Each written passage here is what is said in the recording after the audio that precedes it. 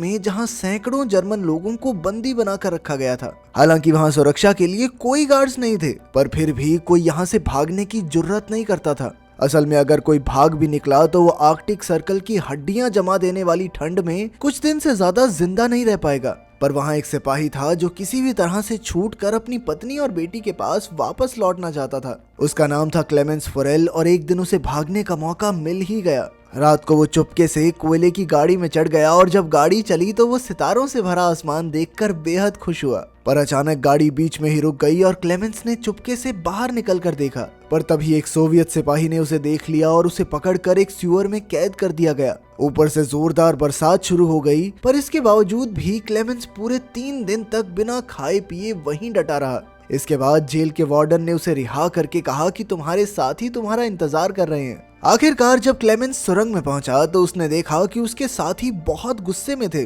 और वो हाथों में हथियार लिए उसका इंतजार कर रहे थे। असल में क्लेमेंस के भागने की वजह से उन सभी को 3 दिन तक भूखा रखा गया था। तभी अचानक उन्होंने क्लेमेंस पर हमला कर दिया और उसे कुत्तों की तरह पीटा। बुरी तरह जख्मी होने की वजह से उसे कैंप के डॉक्टर के पास ले जाया गया। वो डॉक्टर भी यहाँ बंदी था और वो क्लेमेंस की भागने की हिम्मत देखकर काफी प्रभावित हुआ। तब क्लेमेंस ने डॉक्टर से मदद मांगते हुए कहा कि वो एक बार फिर से यहाँ से भागना चाहता है। डॉक्टर ने उसे समझाया कि आर्कटिक सर्कल से भागना नामुमकिन है। आज तक जिसने भी भागने की कोशिश की वो सभी मारे गए। पर डॉक्टर ने उसे एक राज बताया कि जो लोग यहाँ से भागेंगे नहीं वो भी अंत में मारे ही जाएंगे। असल में वहाँ मौजूद सारे कैदी रोज लेड नाम की मेटल की खानों में खुदाई करते हैं और लेड धीरे धीरे हवा से उनके शरीर में जा रही है, जिस वजह से आज नहीं तो कल उन सबका मरना तय है। इसीलिए डॉक्टर ने उसे सलाह दी कि उसे भागकर अपनी किस्मत आजमा ही लेनी चाहिए। फिर डॉक्टर ने अपने सारे गर्म कपड़े और जूते निकाले और क्लेमेंस को बताया कि रेलवे लाइंस पर जगह जगह पर खाना छुपा कर रखा गया है।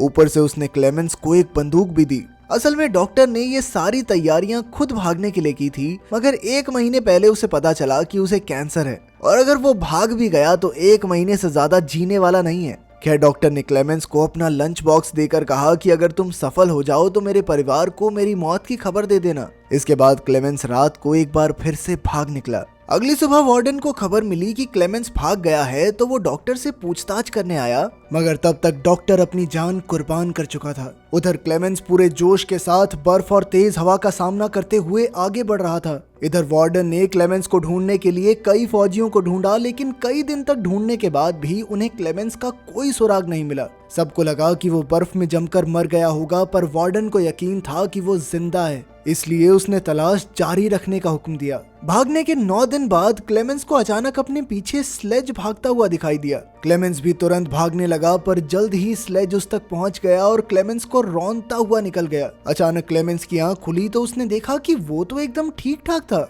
असल में ये पूरी घटना उसके मन का वहम थी। उसके चारों ओर सफेद बर्फ की चादर थी और खाना भी खत्म हो चुका था। उसका दिल डूबने लगा और उसने भगवान से कोई चमत्कार करने को कहा, पर आर्कटिक सर्कल में दूर दूर तक बर्फ के सिवा और कुछ नहीं था। अब उसके पास कोई चारा नहीं था, इसीलिए वो कुछ दिन तक जैसे तैसे आगे बढ़ता रहा। आखिरकार उसके शरीर ने जवाब दे दिया और वो भूख की वजह से बेहोश हो गया। कुछ समय बाद उसकी आंख खुली और उसने एक अजीब सी आवाज सुनी। तभी उसकी नजर एक सील पर पड़ी और उसकी आंखें चमक उठी। उसने तुरंत अपनी बंदूक निकाली और कांपते हाथों से सील पर गोलियां चला दी, पर बदकिस्मती से उसका एक भी निशाना नहीं लगा। सील भागने लगी तो क्लेमेंस उसके पीछे दौड़ा, पर अचानक वो बर्फीले पानी में घुस गई। खैर उसने ज्यादा न सोचते हुए एक गोली चलाई और आखिरकार सील को मारने में कामयाब रहा। खाना खाने के बाद उसने अपने पैरों पर पट्टियां बांध ली ताकि ठंड से उसे थोड़ी राहत मिले। थोड़े आराम के बाद क्लेमेंस फिर से अपने सफर पर निकल पड़ा। अपने अकेलेपन और इतने लंबे सफर में उसका दिमागी संतुलन आसानी से बिगड़ सकता था, इसीलिए वो लगातार खुद से बातचीत करता रहा। साथ ही वो थोड़ा चलने के बाद कंपास से अपनी दिशा देखता था ताकि वो यहाँ गुम ना हो जाए। इसी तरह कई दिन चलने के बाद उसे बर्फ के बीचों बीच एक पेड़ दिखाई दिया। उसे देखकर क्लेमेंस खुशी से पागल हो गया और भागकर उसने पेड़ को गले लगा लिया। असल में इस पेड़ का मतलब था कि 2 महीने तक लगातार चलने के बाद आखिरकार वो आर्कटिक सर्कल से बाहर आ गया था। दूसरी ओर जेल के वार्डन ने अब भी हार नहीं मानी और 500 किलोमीटर के एरिया की तलाशी लेने का हुक्म दिया। उधर क्लेमेंस जंगल तक पहुंच गया था, पर अचानक वहां बर्फीला तूफान शुरू हो गया। ये तूफान इतना भयानक था कि बड़े बड़े पेड़ भी उखड़ कर गिर गए थे। जैसे ही क्लेमेंस उठा तो अचानक एक बड़ा सा पेड़ उसके ऊपर गिर पड़ा। खुशकिस्मती से सैम जॉन और मैटन नाम के 2 आदमी जो वहाँ सोने की खोज में आए थे, उन्होंने क्लेमेंस की जान बचाई और फिर वो तीनों इकट्ठे आगे बढ़ने लगे। धीरे धीरे मौसम ठीक होने लगा और उन तीनों ने जुगाड़ से कश्ती बनाकर नदी पार करने का फैसला किया।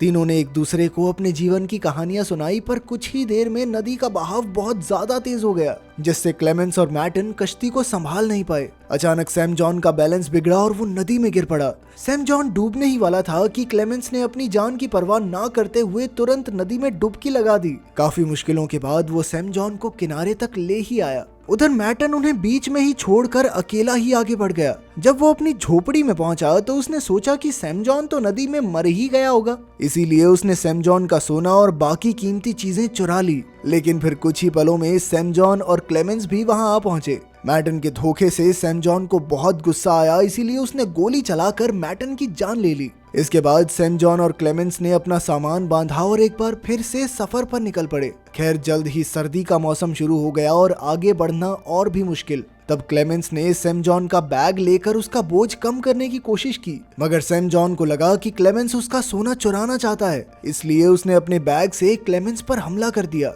इस वजह से क्लेमेंस बेहोश हो गया और जब उसकी आंख खुली तो उसने देखा कि भेड़ियों का एक झुंड दौड़ता हुआ उसकी तरफ आ रहा था। क्लेमेंस तुरंत एक पेड़ पर चढ़ने लगा, पर भूखे भेड़िए उसकी पैंट से उसे नीचे खींच रहे थे।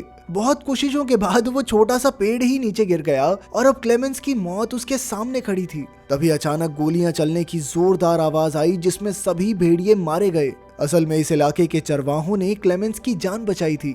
वो क्लेमेंस को उठाकर अपने गांव में ले गए, जहां कई चरवाहों ने उसका इलाज किया। उनकी मदद से क्लेमेंस का शरीर जल्द ही एकदम ठीक हो गया और इतने समय बाद लोगों से मिलने पर उसे बहुत खुशी हो रही थी। कई चरवाहों से उसकी दोस्ती हो गई, पर जल्द ही जेल के वार्डन का भेजा हुआ नोटिस वहां भी पहुंच गया, जिसके मुताबिक जो भी क्लेमेंस को पनाह देगा वो जान से हाथ धो बैठेगा। इसलिए मजबूरन क्लेमेंस को वहां से निकलना पड़ा। जाने से पहले चरवाहों ने उसे काफी सारा खाना और एक शिकारी कुत्ता तोहफे में दिया। अब घर लौटने के इस सफर में उसका एक साथी भी था, इसीलिए क्लेमेंस को अकेला महसूस नहीं हुआ। इसी तरह वो दोनों लगभग 1 साल तक आगे बढ़ते रहे। एक दिन वो एक लकड़ी की मिल के पास पहुंचे, जहां क्लेमेंस का कुत्ता खाने की खोज में भागा, पर कुछ कर्मचारियों ने उसे भगा दिया।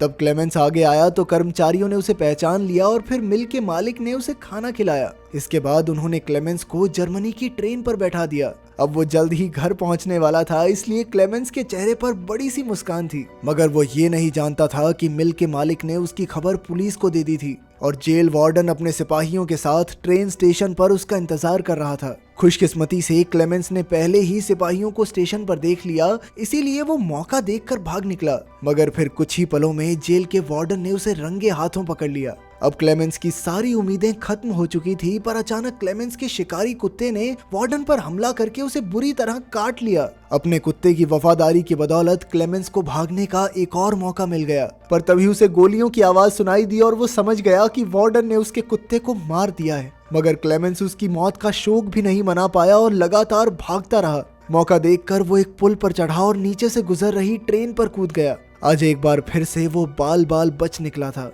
इसके बाद वो लगातार अपने रास्ते पर आगे बढ़ता रहा। इसी तरह काफी समय बीता और साल 1952 आ गया, जब क्लेमेंस के पास ना तो पैसे की फूटी कौड़ी थी और ना ही खाने को दाना। वो एक मेले में घूम रहा था, जहां उसकी नजर लजीज खाने पर पड़ी, मगर दुकानदार ने उसे धुतकार कर भगा दिया। चलते चलते वो पैनकेक्स के ठेले पर आया, जहां 2 लड़कियों ने उसका स्वागत किया, मगर उसके पास पैसे नहीं थे, इसीलिए वो खुद ही निराश होकर आगे बढ़ गया। मगर एक नेक दिल लड़की को उस पर तरस आ गया और उसने पैनकेक का एक टुकड़ा तोड़कर एक बच्चे के हाथ क्लेमेंस को दिया। पहले तो क्लेमेंस हिचकिचाया, पर फिर उसने पैनकेक लेकर खा ही लिया। खैर तभी एक यहूदी आदमी ने सब कुछ देख लिया।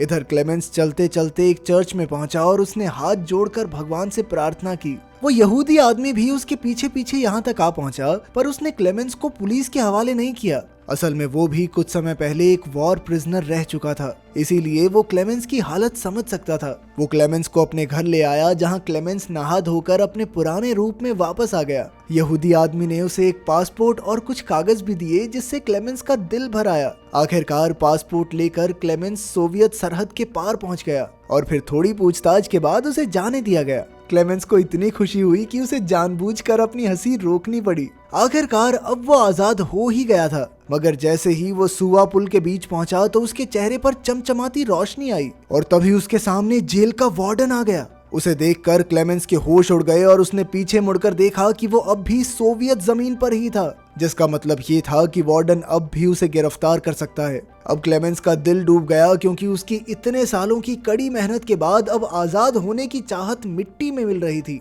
पर अचानक उसने देखा कि वार्डन उसके रास्ते से हट गया। क्लेमेंस को अपनी आंखों पर विश्वास नहीं हुआ, मगर वो धीरे धीरे आगे बढ़ा। असल में क्लेमेंस की जिंदा रहने की चाह और 7 साल का दर्दनाक सफर तय करके यहाँ तक पहुँचने के जज्बे ने वार्डन का दिल जीत लिया था। इसीलिए वार्डन ने क्लेमेंस को जाने दिया, मगर एक फौजी होने के नाते वो जीत गया था, क्योंकि आज अगर वो चाहता तो क्लेमेंस को गिरफ्तार करके उसका खेल खत्म कर सकता था। आखिरकार क्लेमेंस सरहद पार करके अपने घर पहुंच गया, जहां उसकी पत्नी और बेटी चर्च के लिए निकल रहे थे। क्लेमेंस भी उनके पीछे पीछे गया और चर्च में उसकी बेटी ने उसे पहचान लिया और फिर वो दौड़कर अपने पिता से लिपट गई। आपके हिसाब से वार्डन ने सही किया या उसने अपने देश से गद्दारी की? कमेंट्स में जरूर बताना। मिलते हैं अगली वीडियो में। So this must be where Tony Stark left his